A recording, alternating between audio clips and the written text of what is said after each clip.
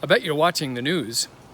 Have you seen the effort to smear people who've stood up for the rights of indigenous communities in America, African Americans in this country, you name it, which other groups, brown people, you know, have you seen this? That those people are all communist Marxists who were hoodlums and thugs and you name it. What, have you seen that?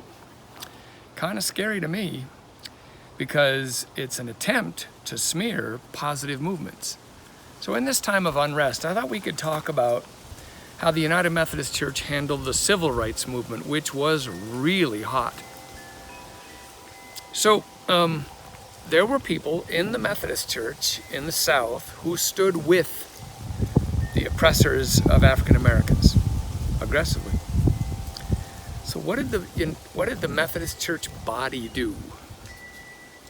Well, what they did, at least one little detail, is they took some of the money they received. They hired a pastor who was a Southern white guy, and they sent him through the South to pitch that it is time to get this done, voting rights and things like that. We put our money where our mouth was, and Methodist pastors all over the country participated in protests, visibly, and in letters and phone calls, you name it. We made noise.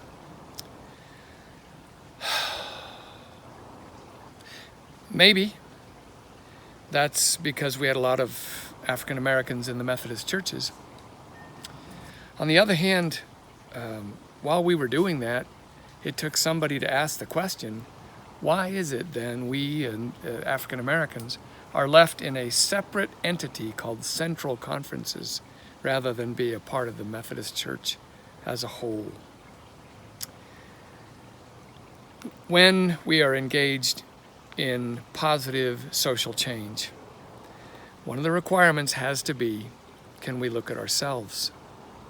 Will we continue to look at ourselves? Not navel-gazing so that we don't wind up useful to the world, not just switching around our own little salt shakers, but rather so that we can be reflective and examples of what we've stood for. I'm so thankful for the Methodist Church's role in the civil rights movement. I was raised on that. And it showed me what we can be and do in a time when oppressors want to scream and besmirch other people's names and reputations. But remember, got to keep in mind what we are and who we are, what we do. God bless you. You are love first.